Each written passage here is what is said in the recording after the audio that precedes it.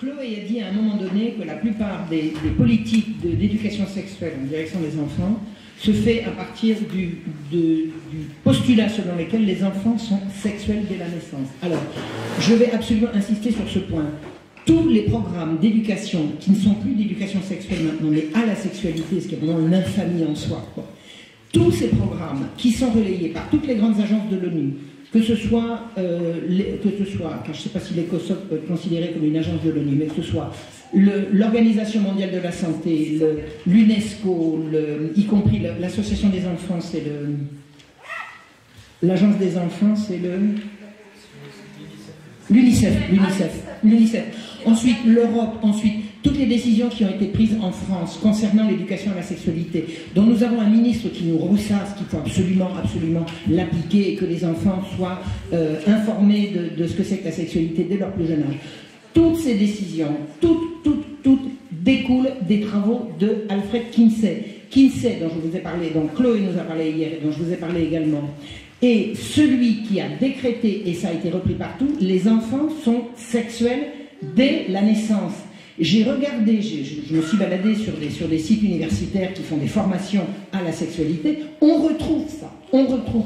Hein. Je me suis beaucoup renseignée, j'ai beaucoup lu également les travaux de ma chère Judith Reisman, parce que c'est elle qui a mis ça à jour. Alors, il faut que vous sachiez que, et ça, ça ne peut pas être contredit, ça n'a jamais été. Cette affirmation suit les fameuses expériences dont nous avons parlé hier. C'est-à-dire que les expériences de Kinsey, pseudo-scientifiques, qui ont amené à dire les enfants sont sexuels dès la naissance, sont ces séances dans lesquelles Judith l'a fait dire par un des participants. On a obtenu par des manipulations orales et manuelles sur des centaines de gosses les pseudo-orgasmes dont je vous parlais hier, qui sont les hurlements, les évanouissements, les convulsions et les tentatives de fuite des enfants manipulés. C'est-à-dire qu'il n'y a pas de pire escroquerie au monde. Il n'y a pas d'autre justification à ce déferlement de sexe le plus explicite et le plus écœurant possible, parce que, excusez-moi, mais le sexe, ça relève de l'intimité. Et moi, je suis désolée, je ne suis pas une oie blanche, mais quand je vois des trucs comme ça, je détourne le regard, parce que ça relève de l'intimité, et ce qui sort de l'intimité est gênant et dérangeant. C'est d'autant plus dérangeant pour des malheureux gosses. Toutes ces atteintes, tous ces attentats à la pudeur qui mènent à la sexualisation, qui mènent à la folie, quoi. Tout ça relève de Alfred Kinsey, qui a tiré ses conclusions à la suite de ces viols qu'il a perpétrés sur des centaines et des centaines de gosses. Donc ils sont sexuels de la naissance. Pourquoi? Parce qu'on sait qu'ils jouissent. Ils jouissent quand ils s'évanouissent, quand ils hurlent, quand ils pleurent, quand ils hoquettent, quand ils halètent et quand ils tombent dans les pommes. C'est ça. Et il n'y a pas d'autre vérité que ça. Je vous garantis que quiconque a l'intention de démentir ça a vraiment intérêt à avoir des arguments.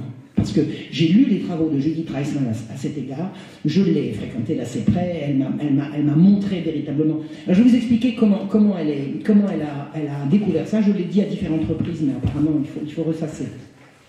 Judith, quand elle était dans sa jeune trentaine, avait une petite fille, c'était son aînée, qui avait 11 ans.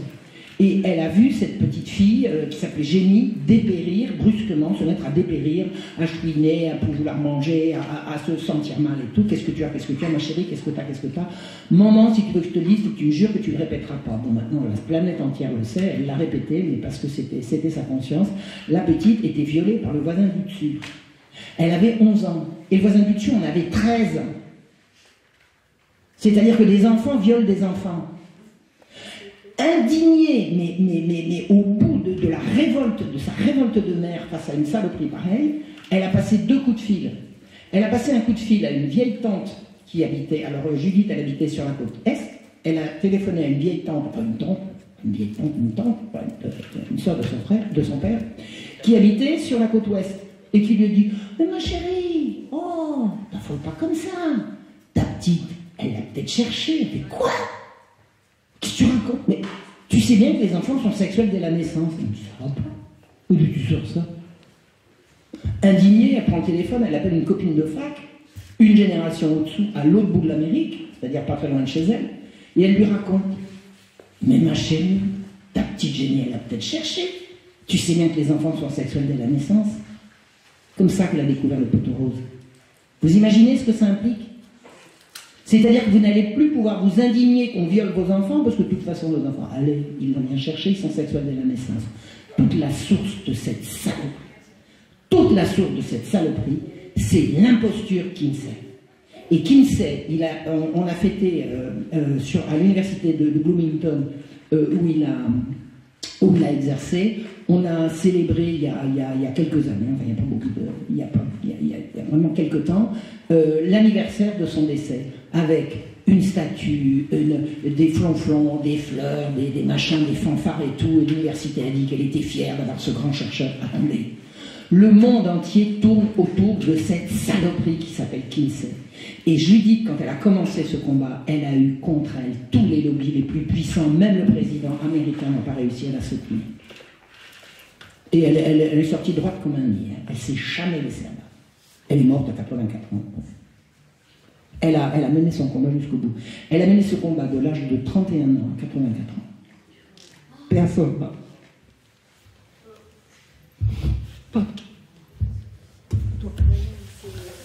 Merci Madame Rachel. Je vais rajouter quelque chose.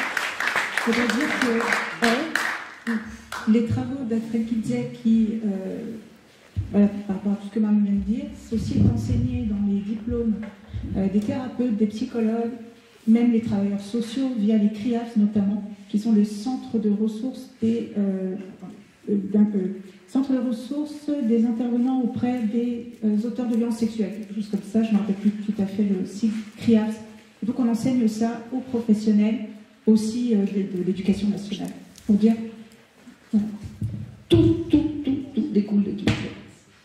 Et alors, un hommage aux pays africains, je ne sais pas exactement lesquels, je sais qu'il y en a beaucoup, mais il y en a plusieurs, qui résistent à cette propagande. Bégzé, bravo l'Afrique.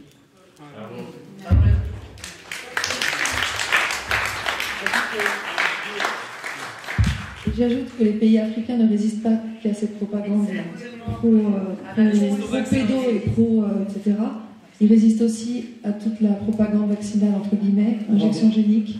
Et je sais de sources sûres, parce que je connais quelqu'un qui travaille à l'OMS, oui, mais qui est comme nous, hein, qui est pour la vérité, et qui me dit ils sont entravés par les pays africains parce qu'ils sont pas assez, ils n'adhèrent pas assez à la doctrine, et que l'un des objectifs, c'est vraiment de les forcer à entrer dans ce forçage de cette technologie soi-disant ARN-messager. Bon, on ne sait même pas s'il y a de l'ARN-messager, on ne va pas refaire le film, mais donc c'est un obstacle en fait pour les mondialistes eugénistes pédos, l'Afrique. Et ils ont également peur du côté des États-Unis que Trump repasse. Alors, pour moi, c'est quand même positif. Ça veut dire que la peur, c'est bon. La peur de la peur peut changer. Ça peut nous aider. Voilà. Et une autre chose que je voulais... Bon, c'est pas tout à fait en lien avec les enfants et tout ça, mais par rapport à l'OMS, par rapport à toujours cette personne, elle m'a dit qu'elle avait assisté à une séance en juillet 2022 dans laquelle il y avait le responsable de Moderna, de Pfizer et de Gavi, Bancel, Bourla et des gens de Gavi, qui faisait l'inventaire en fait des dosages de produits actifs, c'est le terme employé, avec les effets que ça engendrait. Donc avec tel dosage, ça fait tels effets, ça fait tant de décès, ça fait tant de thromboses, ça fait tant de myocardite. Ils savent très bien ce qui se passe. Voilà, c'est juste pour le complément OMS. Bon, merci Chloé. Alors maintenant, ce qu'on va essayer de voir, c'est justement s'il y a des gens qui ont envie de poser une question. J'ai le micro pour que vous puissiez répondre. Est-ce qu'il y a quelqu'un qui voudrait poser une question, soit à Vanessa, soit à Chloé, soit à Marion? Ah, il y en a une. Est-ce qu'on peut faire un collectif pour soutenir Vanessa? Alors, je suis d'accord avec Hélène, mais pas qu'un collectif pour soutenir que Vanessa. C'est un collectif pour soutenir toute la cause. Absolument tout le monde. Alors bien sûr, Vanessa, elle va faire partie du réseau. D'accord? Le but, c'est que toutes les vidéos qu'on va mettre en ligne, tous les rendez-vous qu'on a avec, c'est de faire vraiment un vrai collectif. D'accord? Parce que si on ne se réunit pas pour les attaquer en masse, si on décide, nous, tous ensemble, d'envoyer des lettres pour les prendre à contre-pied, pour les attaquer pénalement, tous autant qu'ils sont, on n'avancera à rien du tout. Et c'est cette alliance-là, j'adore le côté féminin, d'accord? Non mais, dans ma manière de penser, j'ai toujours pensé que la femme était l'avenir de l'homme. Donc vous voyez, vous en avez la preuve. Vous en avez la preuve. Donc, sans vous, c'est pas drôle non plus. Non, mais je sais bien, mais... nous, c'est pas tout seul. Donc, alors, ce qu'on fera, je vous le dis tout de suite, on fera sûrement des émissions sur TVRDP, d'accord, où on vous donnera des rendez-vous en émission pour qu'on structure le collectif qui va naître. Là, c'est simplement, il faut que l'idée, elle prenne forme. Toutes les personnes qui n'ont pas peur de parler, que ce soit Sylvie, que ce soit des gens qui se cachent, comme là-bas, qui vivent en Alsace et qui n'osent pas tout dire, d'accord? Que ce soit moi, copine Malika, avec qui j'ai déjà travaillé, ou des victimes, ou bien Tony, ou bien Pierre, ou bien Yacine, Youssef. Youssef, je ne sais pas pourquoi j'ai dit Yacine, excuse-moi Youssef. Toutes ces personnes-là, au même titre que j'avais invité, il y a une représentante, heureusement, c'était les Mamans Louves, vous voyez, la petite dame au béret noir dans la Maman Louve, d'accord? Voilà, donc c'est cette alliance-là qui est importante, d'accord? Et si on ne le met pas en place, alors que maintenant, vous vous rendez compte du contenu qui aura été déjà créé en 48 heures, le nombre de personnes que ça va emmerder, est-ce que vous avez une idée du nombre de personnes que ça va emmerder? Hein? Attends, notre président de la République, il adore emmerder le monde. On n'a aucune raison de penser comme lui. C'est pas l'histoire de faire pareil en symétrie. C'est pas parce que quelqu'un fait du mal qu'il faut faire le mal aussi. Je pense qu'il y a des méthodes et des mots, parce que les mots, encore une fois, sont très importants. Et si le but c'est d'emmerder, ça marche pas. Non. Le but, c'est que la vérité éclate et que ça s'arrête. C'est ça le but. Alors, je suis d'accord avec elle. Mais tu as le droit de te lâcher aussi. Ah, on a envie de les emmerder, on va quand même le reconnaître. Bon. Ça sera simplement de la merde propre, c'est tout. Hein. Mais bon, Chloé a raison quand même, d'accord? Donc en tout cas, on va travailler sur cette alliance, d'accord? Sur tous les contenus, notamment avec déjà, parce que vous êtes déjà en ligne depuis hier par la chaîne d'Eric, hein? Oui, d'accord. Quelle est cette chaîne? La télévision paysanne. La télévision paysanne. Voilà, donc ça va circuler grandement, d'accord? Et oui, René? Oui, il y a trois personnes qui sont liées au courant. J'aimerais poser la question, à votre avis, combien représente en chiffre d'affaires la prostitution adulte, infantile et pornographique? Parce que tout découle beaucoup de ça. Alors, moi je vais vous dire, j'ai rencontré un monsieur qui est mort maintenant, qui s'appelait Pierre Barbex. Je ne sais pas si ce nom vous dit quelque chose.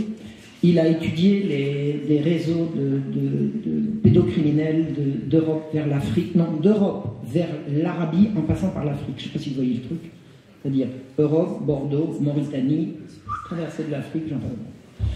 Il m'a dit, à l'heure actuelle, un réseau de pédocriminels, non pas pédocriminels, un réseau pédophile soft. Quand il dit soft, c'est-à-dire l'enfant, pendant que sa mère n'est pas rentrée du travail, va passer les heures entre la sortie de la classe et le retour de ses parents à la maison pour des activités sexuelles, c'est-à-dire qu'il ne va pas mourir, il ne va pas être torturé, vous voyez ce que je veux dire?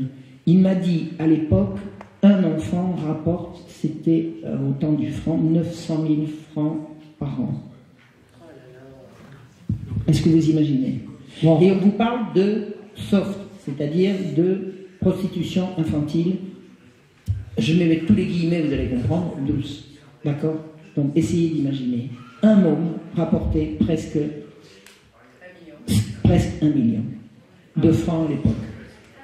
Donc, et alors il m'avait expliqué, il m'a dit c'est le lobby le plus puissant du monde, à mettre à égalité avec le lobby sodomite, mais au bout du compte c'est le même.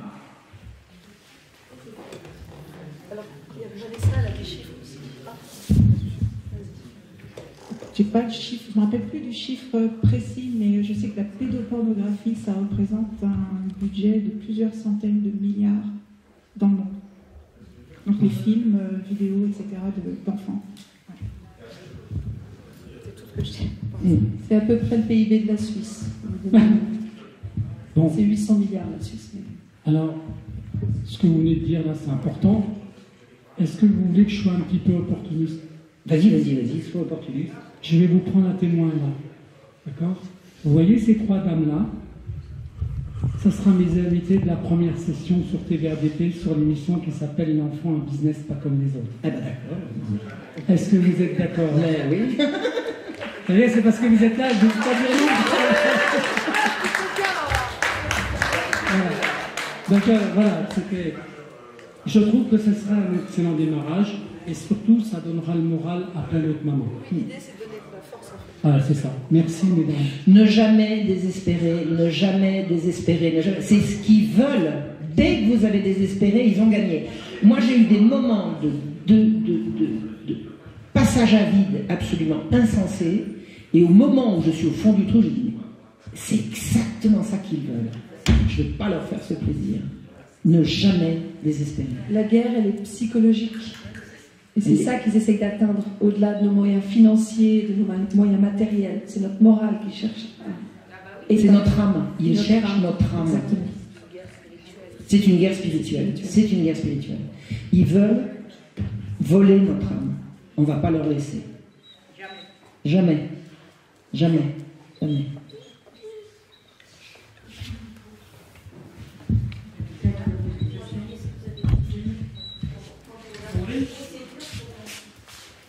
Pour appuyer ce que vous voulez dire, là, c'est vrai, quand on regarde en fait toutes les procédures pour les parents protecteurs, ils les poussent à commettre soit l'irréparable ou au suicide. Oui. Ils les provoquent au suicide. Vous savez, j'ai été tentée une fois, une seule, par l'idée du suicide. Hein. Je n'avais pas le début du commencement d'une intention de passer à l'acte, mais vraiment l'idée du suicide, à un moment donné de souffrance beaucoup trop intense que je pouvais supporter. J'ai dit, je ne peux plus, je vais en finir. Et à ce moment-là, je me suis représenté l'image de satisfaction qu'aurait pu en avoir mon persécuteur. Ça m'a passé comme un flash. Ça n'a pas duré 5 secondes. Ah, je vais pas lui faire plaisir. Ce que je voulais vous dire par rapport à ce que tu es en train de mettre en place, et merci, je suis tellement heureuse d'être venue. Tellement heureuse d'être venue. J'avais senti que c'était important, mais ça se confirme. Et merci à vous, mesdames, merci à tout le monde. Merci à vous. Ce que je voulais dire, c'est qu'à chaque fois que j'ai organisé ces derniers temps, mon premier colloque en juin, si je ne me trompe pas, c'est 2022, parce que des fois je me groupe dans les années, tout passe tellement vite. Après le deuxième colloque en 2023, puis les autres qui sont suivis. À chaque fois qu'on a pu inviter des gens qui ne font pas partie de tout ça et qui entendent tous ces messages, ils sont... C'est 2021, t'es sûr? Enfin bref, peu importe. En tous les cas, les gens, il y en a plein qui sont capables d'entendre et de dire, mon Dieu, mais qu'est-ce qu'on nous cache? Parce qu'ils voient bien la sincérité des gens qui parlent, ils voient bien les recoupements des témoignages. Et donc l'information est cruciale, c'est bien pour ça que les médias... Je me suis présentée aux élections législatives en disant ça va être l'occasion de parler. Qu'est-ce qui s'est passé quand j'ai rencontré le représentant de l'Éco-Républicain qui voulait m'interviewer? Donc j'en ai profité pour dire dans quoi je combats. C'est bien la seule chose que j'ai pu dire. Il y avait un colloque qui était prévu, je dis bah, j'espère que vous allez pouvoir en parler. Je me doutais qu'il allait me dire non, ça ne va pas être possible. Je dis pourquoi? Eh bien parce qu'on a un ordre. Il ne faut pas faire de vagues. Il ne faut pas faire de vagues. Donc nous devons faire des vagues. Parce que des gens sont prêts à entendre. Et alors ils sont scandalisés. Et il faut que petit à petit, justement, ce travail d'information, ça continue. Parce que quand moi j'ai démarré, on était très peu nombreux. On était très peu nombreux. Il y avait Hélène, il y avait Violette Justice. Avec nos qualités, nos défauts, on était là. Et puis petit à petit, on est de plus en plus nombreux.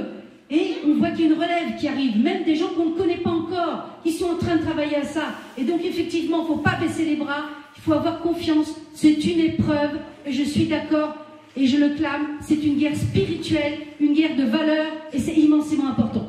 Voilà. Oui, ça... Ça surprise que c'est Julie. Alors, tu veux parler? T'es sûr? Oui. C'était au sujet de... Alors, je suis Mélène, donc une maman protectrice. C'est sur les post-traumas que subissent les enfants et la prise en charge. Aujourd'hui, on sait que les professionnels ne sont pas du tout au fait, c'est-à-dire tous ceux de la chaîne de la protection, sur les post-traumatiques et la détection des enfants qui subissent. Et sur la prise en charge, c'est-à-dire que ça va du psychologue au juge. Et on est démunis. Par exemple, tout à l'heure, ce matin, il y a quelqu'un qui parlait du fait que l'enfant, quand il revenait de chez le parent sain, ou du parent protecteur, faisait des crises. Voilà. Sauf que nous, on sait ce que c'est, les crises qu'ils font, puisque c'est un relâchement, en fait, de ce qu'ils ont vécu. Mais c'est seul le parent ou l'enfant détecte tout ça. Mais on a hyper du mal à se faire entendre aussi là-dessus, parce que tout de suite, on nous catalogue. Et on sait mieux que nous, en fait, de comment fonctionne. Sauf qu'on vient rajouter encore et encore des post-traumas, et au final, on ne prend pas la prise en charge du fond, et on vient rajouter. Et c'est ce qu'on appelle la dissociation, et on en parle très très peu, parce qu'il y a une méconnaissance, ou je sais pas, peut-être qu'ils ferment les yeux aussi. Parce et on dit qu'il y a normalement un travail pluridisciplinaire à faire. Mais en attendant, l'intérêt de l'enfant n'y est toujours pas. Et du coup, plus il grandit, et plus ça peut provoquer des post-traumas à vie, et ça peut aller sur des troubles psychiatriques, quoi, en fait. Alors là-dessus, moi je peux répondre. Les travailleurs sociaux ne sont pas du tout formés ni au développement de l'enfant, ni au stress post-traumatique, enfin pas du tout à tout ça, ni même des outils d'accompagnement ou de compréhension. Il y en a pour accompagner des victimes, par exemple, de violences conjugales, c'est-à-dire connaître les mécanismes, ni même des victimes de violences sexuelles. J'ai été, moi, travailleur social pendant plusieurs années. J'étais conseillère auprès des bénéficiaires du RSA et j'étais confrontée à des publics, justement, des femmes aussi qui étaient victimes de tout cela. Et n'étant pas suffisamment outillée pour pouvoir les accompagner, j'ai, moi, fait des formations, je me suis financée toute seule et j'ai ces connaissances-là parce que j'ai été les chercher et financer moi-même. Mais effectivement, c'est vrai, c'est tout le problème, et les juges non plus, enfin, tous les professionnels, ni même des enseignants, tous les professionnels qui sont en contact des enfants ne sont pas du tout formés à tout cela. Alors, je voulais justement profiter pour dire qu'aujourd'hui, justement, vous avez ces outils-là. Il y a sur deux choses déjà. Il y a une dame qui s'appelle Muriel Salmona, qui est spécialisée justement dans les post-traumas. Et il y a une commission qui a été créée qui s'appelle la Civisme, justement, où on pose toutes ces questions-là. Et en fait, pour l'instant, ils invitent justement tous ces professionnels à se former et à prendre connaissance de ça. Donc les outils, aujourd'hui, ils existent. Alors oui, ils existent, et j'ai moi-même suivi des formations à ce sujet, mais le problème, c'est que ces formations-là sont blindées de notions qui viennent d'Alfred Kinsey, où on fait croire aux professionnels que l'enfant est sexuel dès la naissance. Alors je voudrais juste poser une question, parce que si Muriel Salmona était là, je la lui poserai. Il me semble me souvenir, je n'en suis pas sûre, mais il y a peut-être des gens qui y étaient, que quand nous étions à l'Assemblée nationale à l'invitation de Jean Lassalle, il me semble me souvenir qu'elle a dit qu'elle était pour l'éducation sexuelle à l'école. Oui, mais pas celle-là, pas celle qui est présentée par l'OMS. Ah, celle-là ou une autre. Pas de sexe à l'école, point. Pas de sexe à l'école. Pas de sexe pour les enfants. Rien, jamais, nulle part. Il ne faut pas parler de sexe aux enfants à l'école. Jamais. Ils le font. J'ai compris qu'ils le font. Mais attendez, il ne faut pas justifier ça. Jamais, en aucun cas. Le sexe à l'école, c'est par là que le diable est rentré, si vous voyez ce que je veux dire. Alors, la mauvaise éducation à la Kinsey, mais on va faire la bonne, c'est non. On fout la paix aux gosses, on les protège de la vision du sexe. C'est une mesure de prévention contre les violences sexuelles. Il n'y a pas à faire de prévention contre les violences sexuelles en sexualisant les enfants.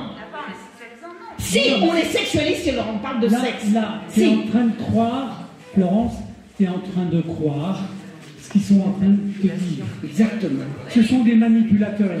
Donc quand Marion dit pas de sexe, c'est absolument pas. C'est zéro. Le sexe, il appartient l'enseignement aux parents. Exact. Et à personne d'autre. Exactement. Le sexe, c'est ceux qui regardent, excusez-moi, je vais être extrêmement choquante, je vais vous dire une énormité. Le sexe, ça concerne la reproduction de la vie. Le saviez-vous? On n'en parle jamais de ça. Moi, j'ai lu le rapport des droits sexuels. Hein, puisque, attendez, dans les premiers paragraphes, le sexe, ça sert à se faire plaisir. Non, mais puis quoi encore? Le sexe, c'est le plaisir, mais ils sont dingues. Le sexe, c'est la reproduction de la vie, la reproduction sexuelle de la vie. Qu'on y prenne du plaisir, c'est la moindre des choses. On ne se reproduirait pas si on n'y prenait pas du plaisir. Donc, le plaisir, c'est le moyen, ça ne peut pas être le but. Donc, on a affaire à des pervers qui renversent les valeurs. Et je dis, quelqu'un qui dit il faut une bonne éducation sexuelle à l'école, je lui dis dehors. C'est non. C'est non. Pas de sexe pour les enfants. Si vos enfants vous posent des questions, répondez-leur. Si moi, qui suis adulte, un gosse me pose la question, je vais être extrêmement gêné pour répondre, mais je vous garantis que je ne me considère pas comme étant missionné par qui que ce soit pour répondre à des questions comme ça, si c'est pas mon gosse. Donc, le sexe à l'école, non, jamais. Jamais, jamais, jamais. Ok, attends, elle voudrait compléter ça, ce qu'elle avait dit, parce que peut-être qu'il y a quelque chose. Bon, alors j'entends le sexe à l'école, non, jamais. Donc le sexe doit être enseigné par les parents, c'est ça que tu as dit? Voilà. 80% des violences sexuelles ont lieu en famille. Alors, d'où sortez-vous ce chiffre? Eh ben, Muriel Salmona, les voilà. Innocence en danger. Innocence en danger, c'est qui? C'est Oumera. Qui est Innocence? Oumera Seyé? C'est l'UNESCO, Oumera Seyé. Il y a énormément de violences sexuelles intrafamiliales. C'est l'UNESCO. Oumera Seyé, c'est l'UNESCO. L'UNESCO est signataire de tous les droits sexuels. Donc il n'y a pas 80% de violences sexuelles. Comme d'où vient ce chiffre? Si c'est Oumera Seyé, je suis désolée, cette dame est payée par l'UNESCO. Non, parce que moi j'ai des enfants donc victimes d'inceste. Les grands-parents ont fait l'éducation sexuelle de mes enfants. Hein. Ben merci. Hein. Alors c'est mieux quoi? À l'école? C'est mieux à l'école? J'ai pas de meilleure réponse. Hein. Alors, simplement l'éducation sexuelle par le père et par les grands-parents incestueux. Non, merci. Alors là, alors c'est quand même mieux de ne pas être éduqué par un parent incestueux. Alors si c'est ça la conclusion, là, je suis d'accord. Alors je connais le dossier de Florence depuis. Non, mais attends, je vais laisser là. Moi, c'est à ma mère que j'ai posé des questions, c'est pas à mon père. Donc, j'explique pour que les gens comprennent. Non, mais c'est ça. Non, mais j'entends bien. Non, mais attendez. C'est le 80%, quelle est la source? Si c'est l'UNESCO, je ne les crois pas. Point. Non, mais je veux dire, voilà. Non, mais toi, ton dossier, il est très particulier. D'accord? C'est quand même un pourcentage de cas, c'est pas 80%. D'accord? C'est un pourcentage réduit. Mais on le connaît pas. Son dossier, elle a cumulé d'ailleurs plein de choses. D'accord?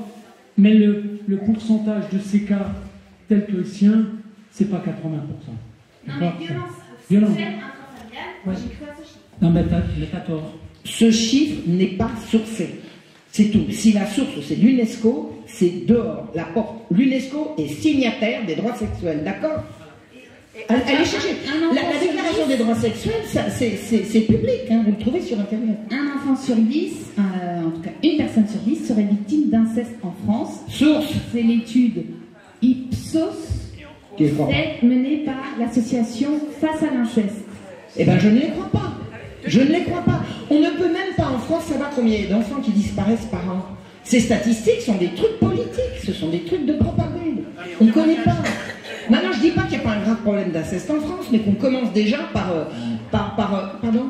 Benoît, en quoi, finalement, je me pose la question, l'éducation sexuelle à l'école, en quoi ce serait une prévention contre les agressions sexuelles dans les familles? Exactement. Bonne question. L'idée de Muriel Salmona, c'est de libérer la parole des enfants. Non. L'éducation, c'est pas pour libérer la parole, c'est pour donner du savoir. C'est un faux. Pour anticiper les besoins aussi. Pardon? Il y a le consentement seulement pour les pédos après. Mais un enfant, si vous regardez les textes, un enfant qui aura reçu une bonne éducation sexuelle à l'école, s'il ne dit pas non, on dira qu'il avait été informé, donc le consentement est acquis. Donc c'est-à-dire que plus vous parlez de sexe aux enfants et plus vous admettez qu'ils étaient consentants. C'est une abomination. Foutez la paix aux gosses avec le sexe. Le sexe, c'est l'affaire des adultes. Point. Et de l'intimité, sortez le sexe de la sphère publique, bon sang. Avant on disait faire l'amour, maintenant on dit jouir. Attendez. Oh, l'amour c'est quand même beau, non? Avant on me répondait quand tu seras grand. Exactement. Exactement. Pardon? T'es expressive, Marion. Hein. Oh, non, Non, mais franchement, elle dit pas la vérité. Bien sûr. Sur les chiffres, je voudrais juste dire que le problème, c'est que par exemple, on parle donc de chiffres d'inceste qui sont sortis, mais on inclut le beau-père dans l'intrafamilial. Or, le beau-père, c'est une pièce rapportée. Donc Exactement. déjà, les chiffres, zéro. Et puis, quand nous, on dénonce les viols des enfants, foyer, famille d'accueil, ou chez le père, au 119, et bien le 119 refuse de prendre en compte nos chiffres. Donc, tous les chiffres, pour l'instant, sont faux. C'est du pipeau. Les chiffres sont du pipeau. Alors, c'est lui le même sujet. Alors, moi, je vais témoigner de ce qui s'est passé dans ma famille, de ce qui s'est passé par rapport au livre que j'ai écrit sur les abus sexuels. Ma sœur, je sais qu'elle a subi des attouchements au moins à 2 étages dans l'escalier. C'est pas la famille, mais voilà. Je me souviens qu'un jour, mes parents sont sortis, ils avaient couché, ils ont juste demandé à la femme du concierge de venir nous border, voir si tout allait bien. C'est le mari qui est venu et qui a essayé des attouchements. Moi, j'ai dit non, point barre. Il y a des enfants qui ne savent pas se défendre de ça. Je sais qu'il y a des associations qui apprennent aux enfants à dire « mon corps, c'est mon corps » et pour expliquer qu'ils ont le droit de dire non.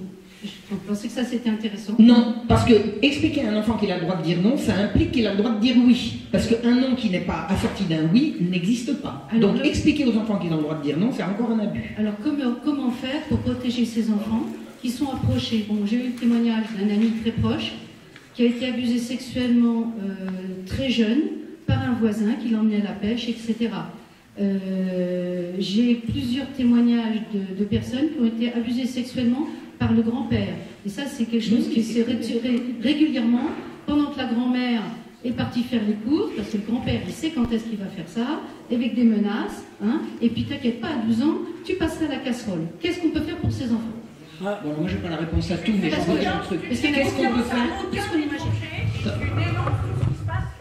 Alors, il y a une recette. Alors, attendez, il y a aussi quelque chose que je voudrais dire, c'est l'enfant a le droit de dire non, qui me choque profondément.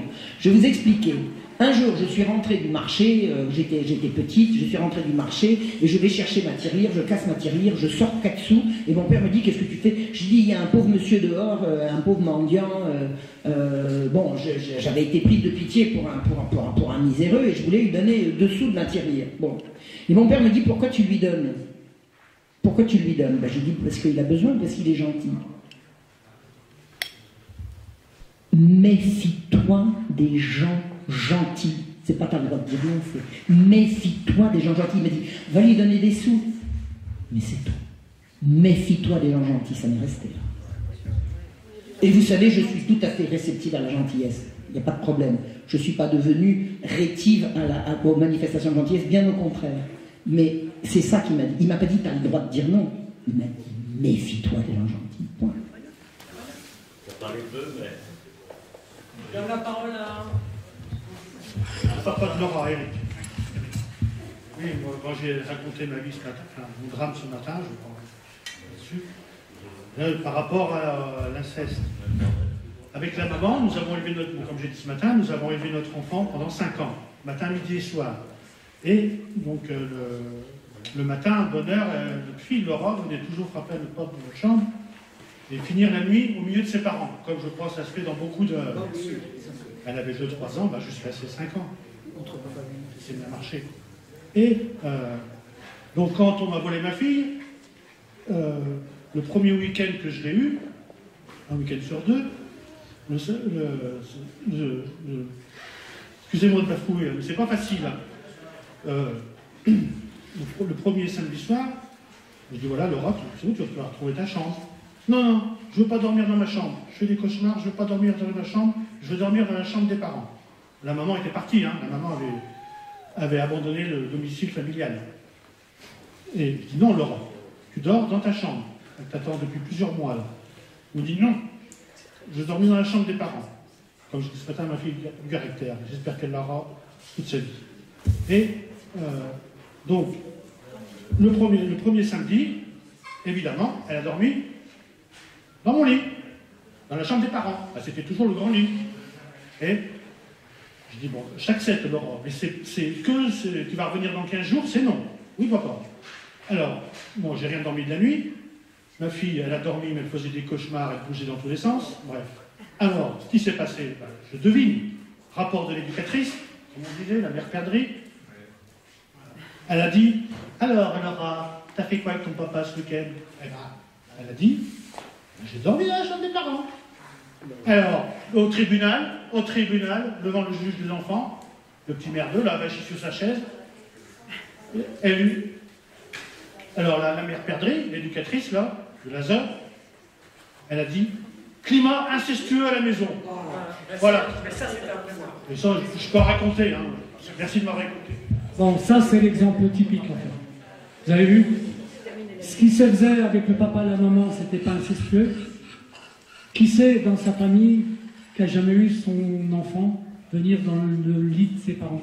Ben moi, je l'ai fait, hein. Papa et maman, on est vachement bien. Bien sûr. C'est donc quelque chose qui est donc naturel. D'accord? Sauf que là, il s'est retrouvé tout seul, d'accord? Et comme il était tout seul, ça devient un flagrant délit de... Voilà, exactement. Donc, vous voyez comment la manipulation, elle peut être faite par les constats. C'est terrible, en fait, parce qu'ils ne pouvaient même rien faire.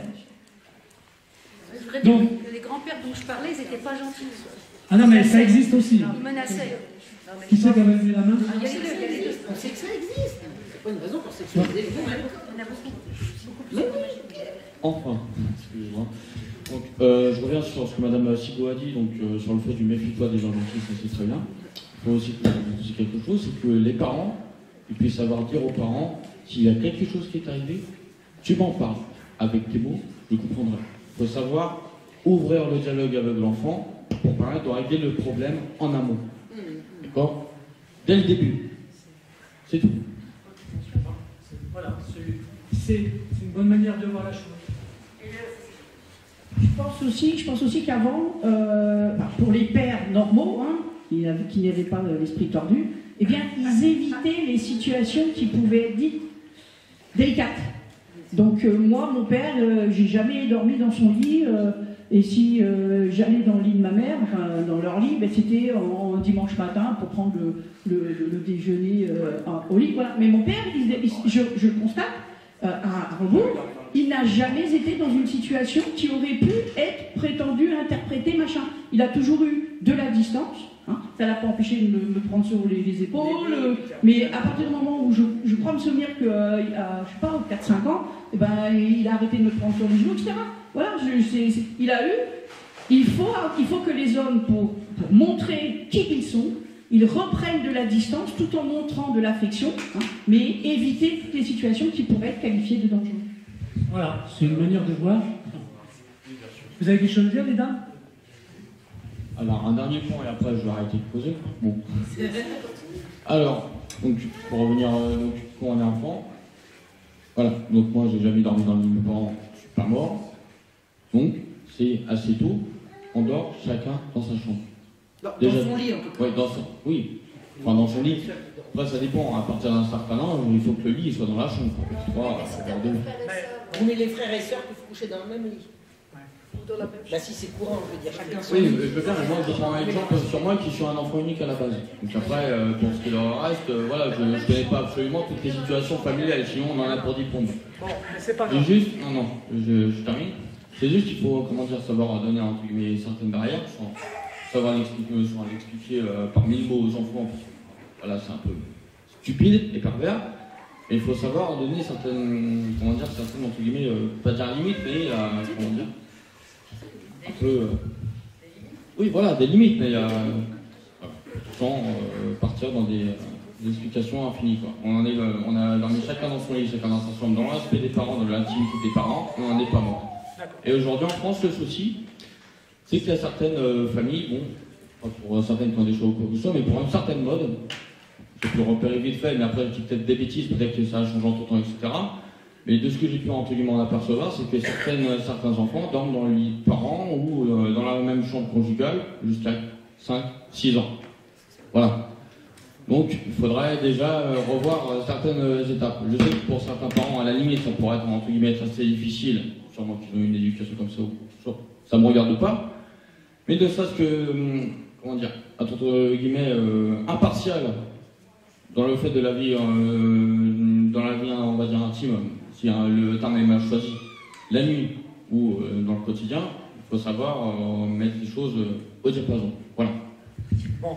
Alors, oui, je te donne la parole tout de suite. T'as quel âge?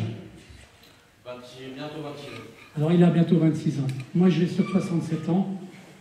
J'ai eu la chance de dormir dans le lit de mes parents. Ils m'ont jamais fait de mal. Et quand je dis jamais, ça ne leur aurait jamais venu à l'idée de faire du mal à leur enfant. Et j'adorais aller les voir. Le matin, de bonne heure. Qui c'est ici qui a déjà dormi dans le lit de ses parents? Levez la main. Une seule fois. Ben oui, hein. Est-ce que vous avez des mauvais souvenirs? Non. Voilà, ça c'était pour te montrer que à une époque, il existait une chose importante, c'était l'amour des parents vis-à-vis de leurs enfants. Mais pas tous les soirs. J'ai pas dit tous les soirs. Est-ce que j'ai dit tous les soirs? Est-ce qu'il est arrivé de... Moi, j'ai pas dormi tous les... Moi, je dormais bien sûr. Bien sûr. Il est arrivé plusieurs fois. Voilà, bien sûr. Donc, j'ai pas dit que je dormais tous les soirs. Non. Mais la maman de Vanessa, elle a un truc à dire. Hein? Attention. Non, mais j'ai pas de solution, en fait. Je pense simplement qu'il est important de réintroduire la notion de maîtrise de soi. C'est pas parce qu'on a des envies que l'on a tous les droits. Déjà. C'est exactement ça. Et de réintroduire aussi une autre notion qui est très importante, c'est la morale. Vous voyez, on en a parlé hier, on leur dit encore aujourd'hui. Parce que, par exemple, tes parents, quand tu dormais avec eux, à leur côté, ça ne leur est pas arrivé à la tête. Pourquoi? Parce qu'ils avaient ces notions-là. Voilà. Et Vanessa, elle peut le dire, ça n'a pas toujours été facile. Elle a pris des claques. Elle a pris des claques. Oh, est-ce qu'elle a pris des poussées? Est-ce qu'il y avait un martinet à la maison? Non. Ah, moi j'ai connu le martinet, hein? Non, elle a... Parce qu'il y avait le... Ben voilà, il y a des choses, non? Il y a des limites. Il y a des limites. C'est exactement ça. Alors c'est très très important ce que vous venez de dire. Je vais vous dire pourquoi.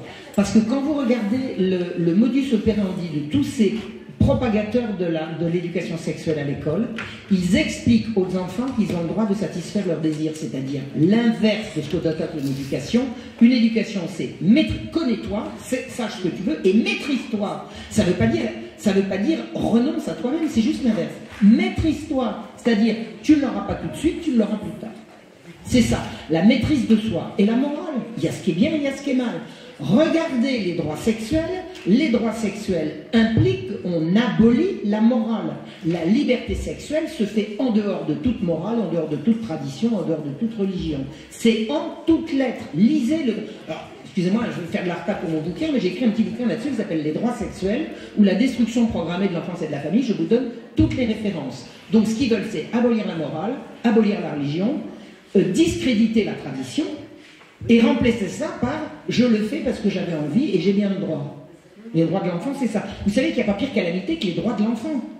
Les droits de l'enfant, c'est le droit de l'enfant, pour l'enfant, d'être... Par exemple, le droit de l'enfant implique que l'enfant a droit à un minimum de confort. Eh bien, ça veut dire que le droit de l'enfant implique qu'on le retire aux enfants, aux parents pauvres. C'est ce que je vous ai expliqué hier. Le droit de l'enfant implique que mon père m'a envoyé une gifle parce que j'étais habillée comme une pute. Mon droit, c'est de dire, voilà, je veux changer de père. Non, vous vous rendez compte? Non mais attends, bon, moi j'ai pris des baffes, il y en a quelques-unes que je regrette, mais il y en a d'autres que je ne les ai pas volées, hein, c'est clair et net. C'est clair et net. Puis moi, je suis quand même habité d'une notion morale absolument indéniable. Je veux dire, il y a le bien et il y a le mal, et puis je ne confonds pas les deux. Bon, bah c'est une éducation qui m'a donné ça. Il est évident qu'avec les conflits que j'ai eus avec mes parents, ça serait aujourd'hui, mais j'aurais terminé en foyer, moi j'aurais terminé putain. C'est absolument certain. Donc, la famille, même si elle a été relativement dysfonctionnelle chez moi, elle va quand même se lever d'essentiel. Et je pense que les mondialistes s'attaquent à la famille parce que justement, absolument. Une famille détruite ne fait pas société. Exactement, exactement, c'est exactement ça. Donc, rétablir la morale et rétablir la maîtrise de soi. La maîtrise de soi, c'est le contraire des droits sexuels. Les droits sexuels, c'est j'ai envie de... Vous savez, je raconte au début de mon bouquin l'histoire, ou je ne sais plus si c'était la préface au livre de Judith, je ne me souviens pas. Vous avez eu un drame qui s'est fait dans une piscine. Vous savez, il y a eu à Cologne, le 31 décembre, je ne sais plus quelle année c'était, 2012, 2013, je ne me souviens pas. Il y a eu des agressions contre les femmes allemandes par des migrants, ça a été une catastrophe.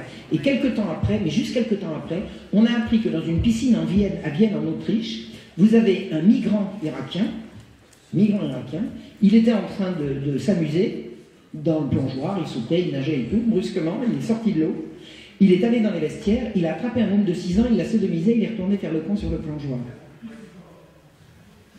Le gosse a hurlé, mais vous connaissez le bruit qu'il y a dans les piscines, vous pouvez toujours hurler dans une piscine, tout le monde gueule.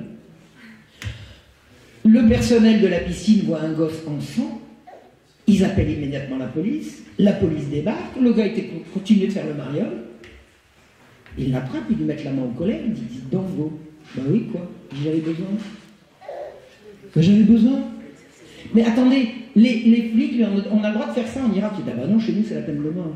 Alors vous n'avez pas le droit chez nous, vous avez le droit ici. Entre les deux, entre l'Irak et ici, il s'est passé quoi? On lui a expliqué ses droits sexuels au mec. Ça, c'est ma conclusion. Simple hypothèse. Mais comment voulez-vous que quelqu'un qui vient d'un pays où la morale sexuelle est tellement pudique que les pays arabes, parce que je connais un petit peu, c'est extrêmement pudique. Extrêmement pudique. Il arrive chez nous et qu'il viole un homme et puis qu'il retourne faire le mariage. Au lieu de se sauver, mais parce qu'on lui a expliqué qu'ici, il y avait les droits sexuels. Et les droits sexuels, c'est quoi? C'est que t'as envie, t'as le droit. Non. La morale, c'est pas ça. Ça, c'est le diable. Ça, c'est le diable. Oui?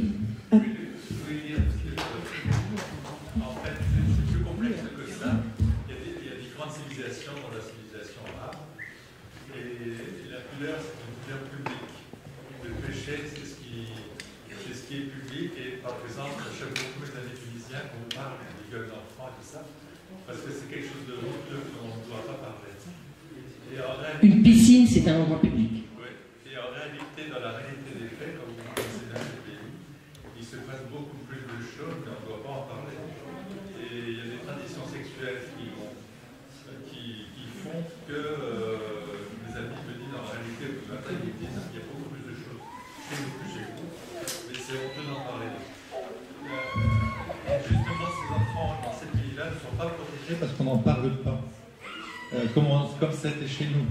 Le silence de fait, c'est bien de parler de sexe à l'école, mais quand même d'expliquer aux enfants que ça existe. Parce que j'ai un beau-frère médecin, il a eu plusieurs patients de notre famille qui sont suicidés parce qu'elles avaient été violées par gamine. À l'époque, les parents disaient tais-toi, c'est honteux. Hein, et ça se poursuit toute la vie. Ah, c'est aux parents d'écouter là. Oui, mais on n'écoutait pas les enfants et les prédateurs profitaient de ce silence pour toute leur vie violer des gosses. Et c'est ce qui se passe encore dans tous ces pays. Donc je suis d'accord sur le fait qu'on ne priorise pas les enfants par le sexe à l'école, mais que les enfants sachent, enfin il faudrait que les prédateurs sachent que les enfants peuvent parler et qu'un jour ou l'autre on les punira et qu'il n'y ait plus d'impunité du silence. Voilà. Alors, quand on donne la parole aux enfants, alors je suis complètement d'accord. Je suis entièrement d'accord. Je voudrais dire que les enfants ont droit au sexe dans les établissements relevant de la protection de l'enfance. Je donne un exemple et je vous invite à aller voir la charte affective la charte affective et de la vie sexuelle, quelque chose comme ça, du groupe SOS, en format PDF hébergé par le site du ministère de la Santé. Alors il faut savoir que le groupe SOS a des établissements pour les personnes âgées, personnes en situation de handicap et les enfants, mais c'est la même charte affective et de la sexualité pour tous les établissements, enfants compris. Vous pourrez aller lire par vous-même que l'enfant n'a pas le droit d'avoir de relations sexuelles avec un professionnel de l'établissement, mais le professionnel, si l'enfant lui demande, a le droit de lui trouver des partenaires. Et il peut même, si l'enfant lui demande, aller lui trouver des objets sexuels, d'accord, et lui procurer. Et il doit aussi, le professionnel, lui apprendre comment on s'en sert et comment les laver après utilisation. Vous le lirez par vous-même, c'est écrit noir sur blanc sur cette charte que vous trouvez en PDF. Et c'est hébergé par le site du ministère de la Santé. C'est aussi disponible sur le site du groupe SOS.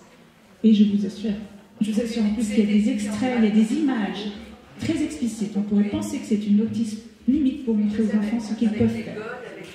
On voit des bonhommes en train de se faire cunilingus, fellation. Alors, tu vas pouvoir descendre, on va vous montrer les images. Et ça, voilà, on montre aux enfants ce qu'ils peuvent faire. J'ai le droit à ma sexualité, je suis la seule personne à pouvoir décider de ma vie sexuelle. Regardez les images. Et ça, cette charte-là, elle peut tout à fait être disponible aux usagers qui sont dans ces dispositifs. Voilà ce que je voulais ajouter. Alors, je vais rebondir parce que ce que tu viens de montrer pour certaines catégories d'enfants placés est exactement dans une charte de l'éducation nationale dans toutes les écoles de France, de la primaire au collège. Excuse-moi, je et c'est exactement les mêmes choses. Mais c'est le programme de Kinsey. C'est le programme de Kinsey. Ça a été remis à tous les directeurs d'écoles primaires, collèges et lycées avec des instructions. Et là, on parle en plus du transgenre. C'est le programme de Kinsey. Et le genre, les études de genre sont également au programme de l'Institut Kinsey. Tout ça, c'est du Kinsey. Et alors, pour ceux qui ne le savent pas, Kinsey était financé par l'Institut Rockefeller et il était... Ah oui, c'est vrai, tu l'as dit, excusez-moi. Et promu et protégé par la CIA. Voilà. Et tous les directeurs d'établissement, depuis septembre 2022, ont l'obligation de faire intégrer la sexualité dans le projet d'établissement et de le faire remonter à l'académie. C'est-à-dire que maintenant, il y a un contrôle. Jusqu'à présent, la loi existait, elle n'était pas appliquée. Et là, le ministère de l'Éducation nationale a fait publier une circulaire au mois de septembre 2022. C'était obligatoire pour les établissements de donner le projet d'établissement et le sexe à l'école devait être inclus dedans. Et un père de famille allemand qui a refusé, sa fille est rentrée d'école après un cours d'éducation sexuelle en larmes. Il s'appelait, je ne me souviens pas du nom de ce père de famille allemand. Il a été mis en prison parce qu'il a dit que sa fille ne retournerait pas au cours d'éducation sexuelle. Donc il a été mis en prison et sa femme qui était enceinte, on lui a dit qu'elle irait en prison après son accouchement. Alors en France, moi j'ai l'exemple de plusieurs mamans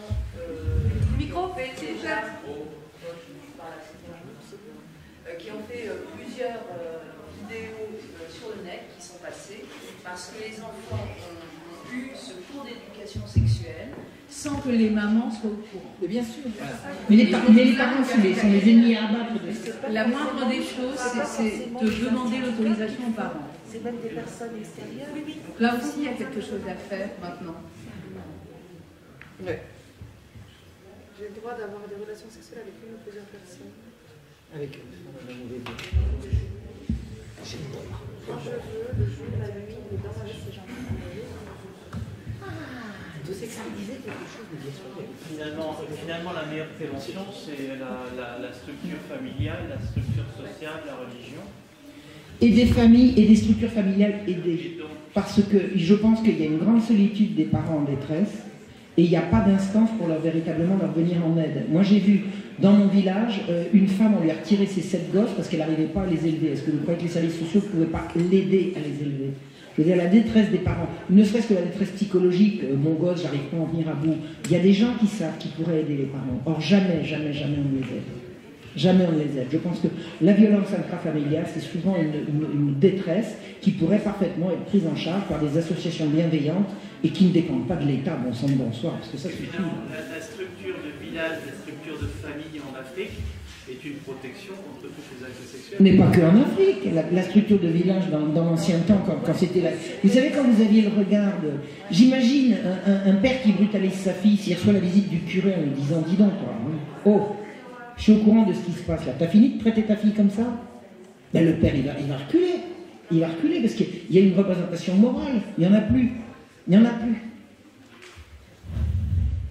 Tout s'explique. On essaye de détruire la cellule familiale, on essaye de détruire les religions. On détruit l'image du père. Le père est devenu un ennemi. Moi, j'entends partout ce qu'il faut détruire, c'est le patriarcat. Vous voulez que je vous dise le fond de ma pensée? Vive le patriarcat! J'aime le patriarcat. Et pour qu'un patriarcat soit efficace, il faut aider les pères à être des vrais pères. Et pas arrêter de les culpabiliser, de les faire passer pour des brutes. Le crime d'être père.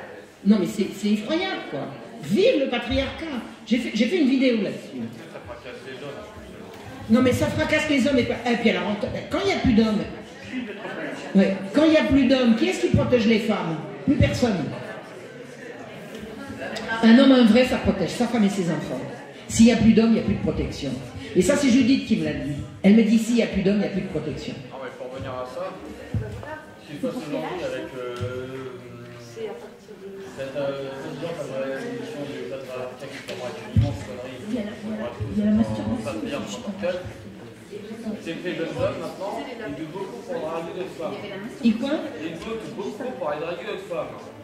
Ils n'osent plus aller s'avancer vers les dames, vers les femmes dans les soirées, etc. Je trouve incroyable qu'ils font quelque chose de mal. Bah oui, bien sûr. Pour tous les jeunes hommes, je pense qu'ils n'ont pas forcément l'expérience, etc. Et on leur c'est comme si on leur mettait un coup sur la main. Mais oui, on les dévirilise. On les dévirilise. Allez, j'ai une maman qui voudrait dire un truc. Une expérience que j'ai vécue avec ma fille, justement, du fait qu'elle ait les cours d'éducation sexuelle au collège. Elle est victime d'inceste, plus que certains, et peut-être d'autres choses. Elle est rentrée à la maison, donc on était en plus avec les éducateurs et tout ça, et elle m'a dit, mais tu sais maman, il y a eu des intervenants qui sont venus, et on nous a demandé ce que c'était le consentement. Et je lui dis, est-ce que tu sais? Elle fait, bah oui, oui, elle me dit, bah c'est un truc sur la pénétration, elle est partie dans ça. Et je lui dis, elle va être comme si c'était quelque chose, elle dit, mais toute contente, elle dit, bah, j'étais la seule à répondre dans toute la classe. Et elle me dit, mais maman, mais je lui dis, mais cette personne, mais elles t'ont parlé, elles font, bah oui, elles m'ont parlé. Et avec les éduques et tout, je me dis, oh là là, mais qu'est-ce qui a été raconté, qu'est-ce qu'ils ont compris, je me dis, et on n'est pas au courant. Et la problématique, je me dis, mais c'est violent, parce qu'on sait qu'il y a plusieurs gamins qui subissent des violences intrafamiliales et des choses terribles, et ils font ces cours. Et là, effectivement, moi, j'ai été paniquée ce jour-là, parce qu'elle est rentrée, c'était incompréhensible son discours, donc il fallait que je dépiote un petit peu, et dans ce que j'ai pu comprendre, à mon avis, ma fille, il y a eu des viols. Sachant que c'est pas reconnu, mais plus parce qu'elle était dans un discours en me disant, mais c'est une copine, et puis en fait, je lui parlais, je voulais savoir le contexte de la journée, de la conversation qu'il y a pu y avoir avec les adultes, précisément, et elle s'est énervée, je lui dis, non mais c'est pas ça, elle me fait, oui, mais puisque c'est comme ça, la prochaine fois, je te parlerai plus, je te ferai plus confiance. Ah bah voilà. Et bah voilà, c'est QFD. Voilà. C'est un exemple en fait. Tu veux? Je voulais juste... je parle de mon cas personnel, quoi. Je voulais juste te dire que donc, moi, avec la maman, il y avait beaucoup de disputes. Il y a eu beaucoup de disputes. Et il n'y a jamais eu d'agression physique de ma part. Des violences. J'ai jamais violenté physiquement la maman de ma fille. Par contre, elle a été dire dans notre village de 800 habitants, que je l'avais tapé. Alors que c'est faux. J'ai jamais tapé la maman de ma fille. Je n'ai jamais tapé personne. Tout pousse les femmes. Et je voulais dire que... considérer que les hommes sont les ennemis. Je voulais vous dire que, voilà, c'est... Mais il y a beaucoup de pères en souffrance qui subissent aussi des violences physiques de la part de... Mais qui ne le disent pas. Hein. Moi, je le dis, là, mais je ne veux pas chanter sur les toits. Quand je suis sur Facebook, tout ça, je ne le dis pas. Je ne vais pas... Moi, je connais des hommes battus par leurs femmes. J'en connais au moins 2. Je n'ai pas été battu, mais j'ai quand même été abattu, parce que je me suis défendu. Une fois, je l'ai poussé, et voilà, elle a dit que je lui avais fait une sciatique. Moi, elle m'a tapé une ou deux fois dans les parties, quoi. Voilà. Mais ça, bon, témoignage Voilà, donc, c'était presque un papa battu en fait. Bon, je peux voir. Non, je ne vais pas dire ça, non. Non, j'ai dit presque. Je peux voir le vide. Non, je ne suis pas un papa battu. Oui, c'est ça. On parlait de l'aide qu'il faudrait apporter aux familles. Et dernièrement, ma fille donc, a ouvert une école alternative. Elle a été invitée à une réunion par, je crois que c'était le maire de Vernon, ou enfin d'un village. Je veux pas dire... Ah non, c'est une directrice d'école, je ne vous dis pas de bêtises, une directrice d'école qui a fait plusieurs signalements croyant bien faire. Et elle s'est aperçue que les parents, ils voyaient plus de leurs enfants, ou pratiquement plus. Elle a été très choquée parce que sur 1 ou 2 ou 3 années, elle s'est dit, mais c'est pas possible. Et elle a fait cette réunion pour dire aux autres parents, il faut qu'on aide les familles en difficulté pour pas qu'il arrive ce qui est en train d'arriver. Et j'ai trouvé ça extraordinaire comme initiative. Et je pense que c'est important de le dire parce que j'espère qu'il y en aura de plus en plus. C'est-à-dire une sorte de fraternité, on s'intéresse à ce qui se passe à notre voisin et on ne se contente plus de s'en remettre à des institutions ou à un État qui finalement se révèle malfaisant. Et c'est cette fraternité qu'il faut retrouver, qui malheureusement, dans liberté, égalité, fraternité, a été mis à la fin et qu'il aurait fallu mettre au début. Oui, alors moi, je non plus, non, enfin bon, oui. Alors moi, je voudrais simplement faire une toute petite synthèse, mais quelque chose de très bref, d'accord ? À chaque fois que vous essayez de faire du bien, quel que soit le bien que vous essayez de faire, dans la création, dans la manière de dire, il y aura toujours les mêmes qui prendront le bien que vous avez fait pour le transformer en mal. Vous ne pourrez jamais l'empêcher. D'accord ? Alors des fois, j'ai des messages tout bêtes. Je regrette qu'on n'ait pas un nouveau docteur Guillotin. Vous voyez ce que je veux dire ? D'accord ? Et qu'on coupe la tête, qu'on coupe la langue aux menteurs. Ouais, ça existe encore ? Je crois que c'est une sénatrice, il y avait 3 sénateurs le 3 juin 2021 qui a fait le rapport qui ressemble à un rapport sur le crédit social chinois au Sénat, une proposition avec toutes les mesures de surveillance à tous les étages, elle s'appelle Guillotin. Je pense que ça doit être un famille. Parce qu'il avait fait une bonne invention, hein, quand même, d'accord ? Il ne faut pas l'oublier. On devrait la remettre en place. Enfin, c'est une idée. Oui. Je voudrais ajouter également que notre société est hyper sexualisée et que ça nous appartient aussi à tous d'essayer aussi d'éviter ça, ne serait-ce que par des boycotts, ne serait-ce que par... et de dénoncer aussi l'hypersexualisation des enfants. Pourquoi on achète un string à une gamine de 3 ans C'est parce qu'il y a des acheteurs. Bien sûr. Bon, donc là, en fin de compte, dans ce qu'elle vient de dire, la maman de Vanessa, il faut inventer une petite guillotine exprès pour le sexe. C'est une idée, c'est pas ce qu'elle a dit. Mais j'assume. Dans le temps, il existait la castration. Je sais que c'est. Peut-être que les violeurs, maintenant, au lieu de les condamner à de la prison, si on les condamnait à une castration, mais officielle, tu vois. Eh ben, on lui coupe les mains. Non, attends, on va pas commencer. Non, arrête-toi. Là, on dérive. Excusez-moi, on est là pour dénoncer les crimes et faire en sorte qu'ils s'arrêtent. Tout ce qui concerne la justice et le châtiment, c'est pas de notre ressort. Bon, alors pas de châtiment. Non, j'ai pas dit ça. J'ai dit que ça n'est pas de notre ressort d'en décider. J'ai pas dit qu'il n'en fallait pas. J'ai dit ça n'est pas de notre ressort. C'est tout ce que je dis. Bien sûr qu'il faut des châtiments. Je veux dire, nous ne sommes pas là pour les énoncer. C'est ça que je veux dire. Notre rôle à nous, mais je comprends. On a tous envie, on a tous dit qu'on les pende. Moi, je dis ça 3 fois par jour, qu'on les pende. Je suis pas sûr que j'ai envie d'assister à une pendaison. Donc c'est autre chose. Je pense que notre rôle à nous, c'est de chercher la vérité et la dire. C'est-à-dire dénoncer. Et puis après, d'autres instances entreront en action. Je suis désolée, j'ai du mal à m'exprimer. Je disais simplement que, en fait, il faut... en fait, c'est un constat. Il y a l'hypersexualisation des enfants. Il y a des images qui sont, qui sont pas du tout adaptées, qu'on voit au quotidien. Pour un parfum, vous avez une femme en porte-jartel. Enfin, il y a tout ça. Et puis également, il y a le boycott. Bon, il faut déjà dire aux enfants, peut-être d'essayer d'écarter de toutes ces images.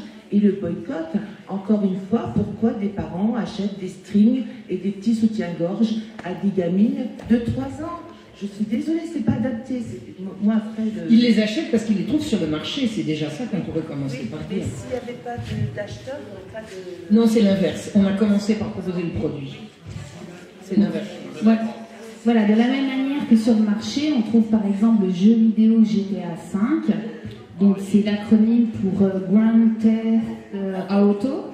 Donc c'est à la base un jeu vidéo automobile. Et c'est un jeu vidéo où tous les interdits sont permis. Rouler en sens inverse, défoncer un barrage de police, rouler en état d'alcoolémie, rouler sous l'effet de la drogue. Et quand on a gagné des galons dans ce jeu, petit à petit, on peut aussi aller se payer une stripteaseuse à Las Vegas. On peut se taper une prostituée dans sa BMW devant la boîte de nuit.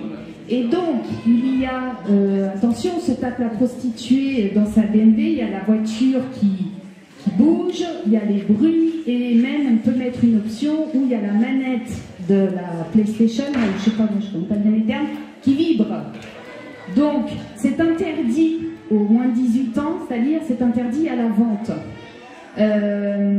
Sauf que ça, ce sont des jeux vidéo qui se retrouvent très facilement dans les familles. Et moi, j'ai une amie, par exemple, qui arrive à 4h de l'après-midi à la réunion de famille. Les adultes sont en bas, passent un bon temps. Elle dit, et les enfants, ils sont où? Ah ben, ils sont tous en haut. Elle va en haut. Et qu'est-ce qu'elle voit? Il y a tous les cousins devant ce jeu vidéo, de 8 à 16 ans. Et elle voit là, par exemple, au moment où elle arrive, un homme qui lèche les seins d'une femme.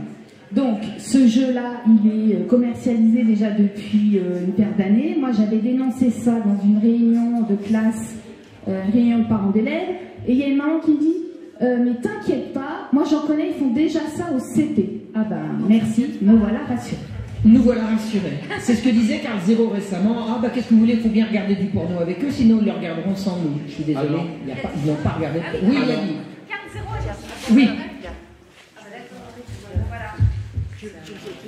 On va vous le mettre parce que moi quand j'ai dit ça sur une vidéo, on m'a dit c'est pas possible, arrêtez de mentir. Alors j'ai balancé. Excusez-moi, j'aimerais bien revenir sur le sujet déjà d'une part. Alors déjà, il y a la corrélation ne serait-ce qu'entre la vie réelle et le jeu vidéo. Déjà d'une part, ça se déroule donc à travers un écran ou à travers un support. Déjà d'une part. Deuxièmement, ce genre de jeu vidéo, je suis d'accord, ne devra pas se retrouver aux mains des enfants. Deux, j'ai pas fini. Dans ce cas-là, il faut que les parents puissent être eux-mêmes sensibilisés aux jeux vidéo pour pas le mettre entre les mains de jeunes enfants qui ne devraient pas voir ces images. Et j'appuie bien sur le sujet parce que oui, c'est un fléau, mais les parents ne sont pas forcément au courant et du coup, entre guillemets, que trop tard. Donc il faudrait que les parents soient... Voilà. Mais on ne peut pas, entre guillemets, incriminer une société ou une entreprise qui crée des jeux vidéo ou quoi que ce soit, parce que eux, on va dire entre guillemets, bon, je suis entre guillemets un peu au courant, mais je ne vais pas aller jusque-là non plus, ça se passe à leur insu. Parce que leur public cible, c'est marqué sur la jaquette, c'est 18 ans. Déjà. Voilà, même, je suis désolé, même pour des adultes, on n'a pas à faire la promotion de toutes les... Ce n'est pas de la promotion. Bon, monsieur, un jeu si c'est pas pour promouvoir. Non, ça promouve pas. Non, bah, si tu gagnes des points à chaque fois que tu es un flic, je suis désolé, c'est la promotion du... Excusez-moi, madame, dans ce cas, moi je joue depuis 2015, j'ai le jeu. Dans ce cas-là, je serai un tueur de flic, je serai un violeur, je braquerai... Non mais, pour remettre les choses au clair, il n'y a pas de promotion. Ce qui se passe, quand on joue à un jeu vidéo, et là je vais revenir un peu... C'est une aparté qu'on ne devrait pas faire justement quand on parle de placement d'enfants ou qu'on parle de sexualité ou quoi que ce soit, mais bon, si on va aller sur cet argument, on va y aller là quand même. Il y a l'aspect psychologique quand on joue à un jeu vidéo. Ce que l'on perçoit de manière psychologique. Il y a plusieurs, comme on sait dans la psyché humaine, il y en a plusieurs. Il y en a qui sont, on va dire, assez équilibrés ou quoi que ce soit, donc le jeu vidéo en tant que tel ne va rien leur faire. Ils savent que c'est un effet de contexte, une fiction. Donc ils vont pas aller plus loin, etc. Ça leur permet de donner un bon moment, etc. S'ils trouvent un certain message dans le jeu vidéo, d'accord. Mais d'autres personnes, et là oui, là il va falloir aussi appuyer dessus, qui eux ont une certaine psychologie, qui eux vont entre guillemets être entre guillemets incités à commettre ces délits. Mais en aucun cas, un support vidéoludique ne promeut pas ce genre de comportement. Il les inclut, etc. comme élément de gameplay, d'accord, mais cela reste de la 3D, cela reste des polygones. D'accord. Et voilà, j'entends tout à fait le fait de pouvoir votre argument et vos inquiétudes ou quoi que ce soit, mais il faut revenir sur le sujet de la psychologie aussi en tant que telle. Sinon, il y a plusieurs millions de personnes qui jouent à ce jeu. Si ça prouvait vraiment ce jeu-là... S'il y a plusieurs millions de personnes qui jouent à ce jeu, ça ne veut pas dire que c'est bien. Il y a aussi plusieurs milliards de gens qui ont été injectés Covid, je rappelle. J'ai pas envie de vous empêcher de regarder des jeux vidéo. Ça n'a rien à voir, Madame Sigaud. Je vous explique juste. Mais ça, c'est pas par rapport au fait que ce soit bien ou quoi que ce soit, mais c'est plutôt à l'échelle et à l'appui. Si on se disait que vraiment ça promouvait ce genre de comportement, ces délits ou quoi que ce soit, sachant qu'il y a des millions de personnes à travers le monde qui jouent à ce jeu vidéo, le monde sera à feu et à sang. Mais il est à feu et à sang. Il est à feu et à sang parce que il y a eu des mœurs malsaines qui sont venues depuis des années, des siècles. Ce n'est pas un jeu vidéo sorti il y a une dizaine d'années, même une série sortie il y a 25 ans, qui va prendre le pas sur des siècles de malfaisance. Donc là, je suis désolé, j'entends parfaitement, mais voilà. Alors, c'est simplement un joueur, d'accord? Et si tu as un joueur, tu joues et tu défends le jeu. Il y a conflit d'intérêt en fait, c'est pour ça. Non, c'est une sorte de conflit d'intérêt. Donc là, la compassion. D'accord, attendez. T'as le droit de défendre ton jeu. Comment tu t'appelles Comment tu t'appelles Nicolas, tu sais, il n'y a pas beaucoup de jeunes ici. Et moi j'étais très content de t'entendre et d'avoir ton avis. D'accord? Parce qu'en plus, on a besoin de savoir comment vous pensez et comment vous voyez les choses. Donc ça, c'était très important. D'accord? Maintenant, je vais te sortir un exemple d'une information qui était passée aux informations télévisées, aux 20h.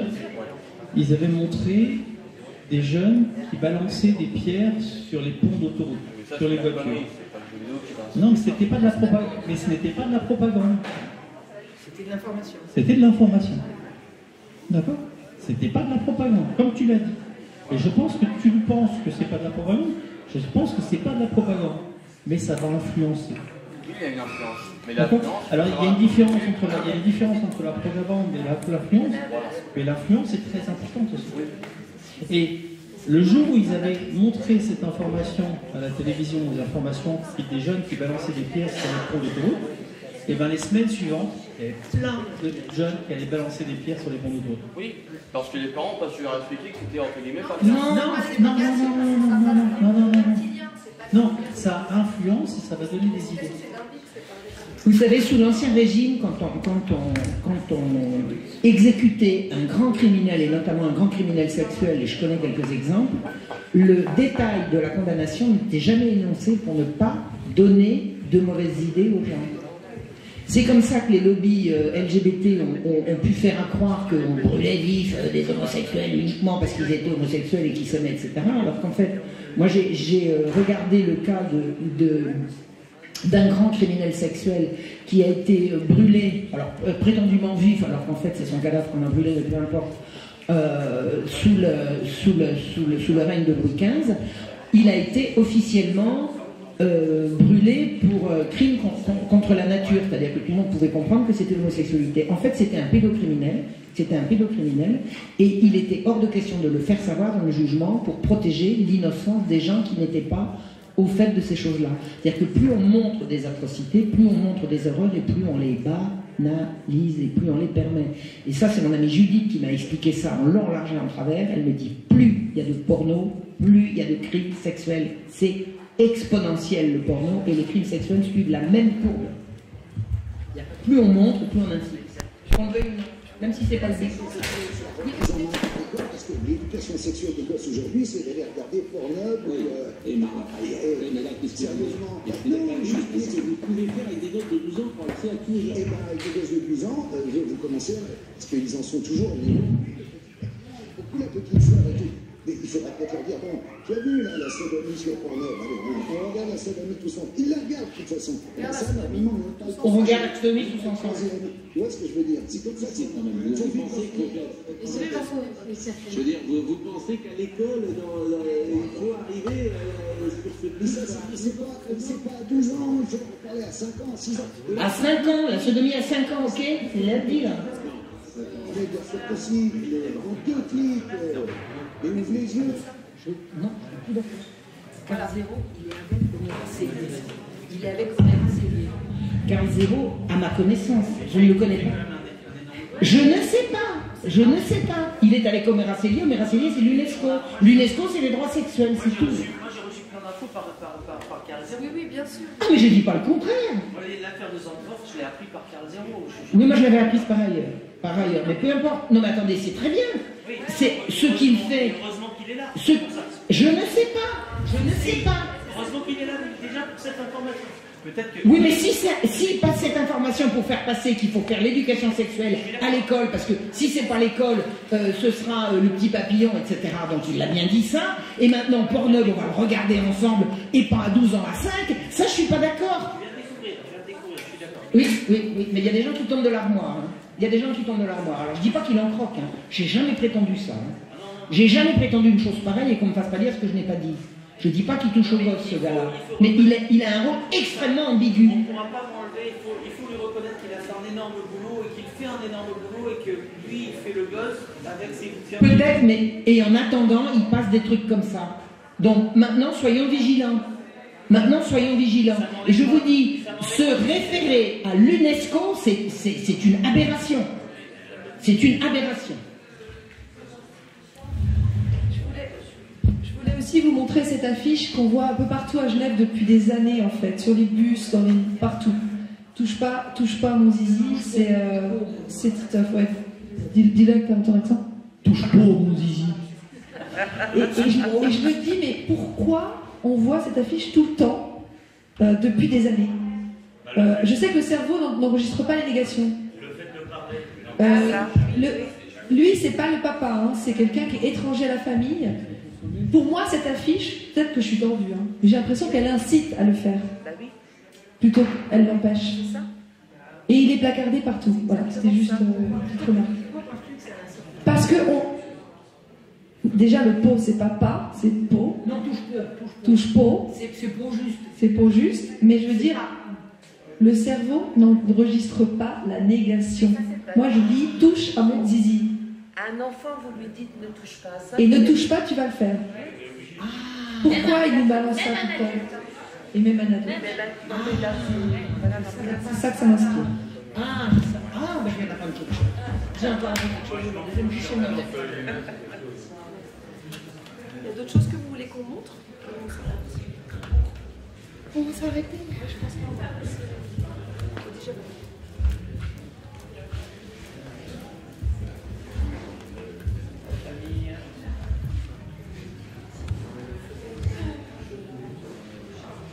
Et le silence? Ouais, peut-être. Il y a un truc, apparemment. J'avais appris, j'en suis pas sûr, je sais pas ça. Apparemment, le terme de pédophilie n'existe pas dans la langue arabe. Je sais pas si tu avais entendu parler de ça. Alors, j'ai appris un peu l'arabe, je connais pas. Moi, j'avais des amis qui... Apparemment, le terme de pédophilie n'existe pas dans la langue arabe. Je sais pas. Moi, je sais que les amis arabes que j'ai étaient indignés de ces histoires-là. C'est tout ce que j'en sais, mais c'est à titre individuel. Tu veux dire quelque chose? Bah déjà, Marion, il y a, pour la langue française, rien que le mot pédophilie, déjà, il est pris à contresens. Oui, enfin, oui ou non, parce que... oui, je comprends, on te dit celui qui aime les enfants, encore que l'amour dont il est question, c'est l'attirance. En fait. Ouais. Donc, c'est pas avec la sémantique qu'on va régler le problème. Hein. Moi, je me souviens quand l'affaire Dutroux avait commencé, il y avait des émissions sur France Inter. Pourquoi dites-vous que Marc Dutroux est un pédophile? Un pédophile, il aime les enfants, donc on peut dire qu'il est pédocide parce qu'il tue les enfants. Donc voilà, le pédophile c'est bien, le pédocide c'est pas bien. Non. Non, un pédophile, lisez la littérature de Gabriel Matzneff, qui est quand même le grand pédophile en chef, lui c'est pédophile, philopède, et il le revendique, et encore, et encore, et encore. Voilà. Donc, il suffit, je crois, pour s'entendre, qu'on mette sur le même mot, le même signifiant, le pédophile, c'est celui qui cherche à avoir des relations sexuelles avec les enfants. Voilà. Même si le terme... voilà. Qu'est-ce que devient l'affaire Duhamel en fait? Ah, je ne sais pas. Je ne sais pas. Je crois qu'il est cuit quand même sur le plan de sa carrière et de sa vie. Je ne sais pas.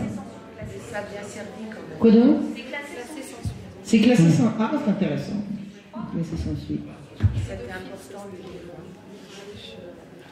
En fait, ça veut dire agresseur d'enfant. Ah ben voilà. Vas-y. Quand je fais sur Google pédophile, on trouve donc Mutarish Atfal, avec l'accent. Mutarish, exact. On sait lire l'arabe, et quand tu traduis dans l'autre sens, ça veut dire agresseur d'enfants. Donc il n'y a pas le terme, d'après en tout cas Google, hein, je ne sais pas ce que ça vaut, qui correspond exactement à pédo ou quelque chose. Ça suffit. D'ailleurs, vous avez des pédophiles qui sont, enfin bon, je ne peux pas rentrer dans le détail, mais je veux dire, agresser un enfant, faire souffrir un enfant suffit à leur jouissance. Même s'il n'y a pas rapport sexuel. Donc, agresseur d'enfant, c'est une bonne traduction. Il y a eu pas mal d'histoires d'agression d'enfants par des imams et par chez les juifs, c'est comment? Des rabbins. Des rabbins. Ouais, voilà. Chez les rabbins, je sais que c'est courant. Je n'irais pas dire que c'est courant, disons que la chose a éclaté à différentes reprises. Voilà. Sur certains lieux. Je sais qu'il y a une Israélienne qui avait fait un reportage qui a vraiment fait scandale, où elle est allée raconter ce qui se passait dans une école, tout ce qui est plus traditionnel de la tradition rabbinique, épouvantable. Alors moi je dirais que dans toutes les religions, y compris l'islam, je sais parce qu'on m'a raconté des histoires à la mosquée de Paris pour celle, et ça concernait une de mes sœurs qui allait prendre des cours d'arabe à la mosquée de Paris, et l'imam, une très belle femme, enfin très belle petite fille à l'époque, il la mettait sur ses genoux pour essayer de la caresser. Oui, mais ça, c'est pas propre à un homme religieux, de quelque religion que ce soit, c'est propre à l'agresseur sexuel qui s'est mis dans un certain métier pour pouvoir avoir accès à des gosses. Je suis d'accord, mais les profs de gym, je voudrais savoir la proportion de pédophiles chez les profs de gym par rapport à la proportion de pédophiles chez les imams, les rabbins et les curés. Ce que je voulais relever, Marion, c'est simplement, quelles que soient les religions, souvent on a confiance en son rabbin, en son imam, en son prêtre, rappelez-vous Sedona, le catholique, c'est édifiant. Il y a quand même aussi, dans les ordres religieux, des pédophiles, des agresseurs d'enfants. Il y a des agresseurs d'enfants partout où il y a des enfants.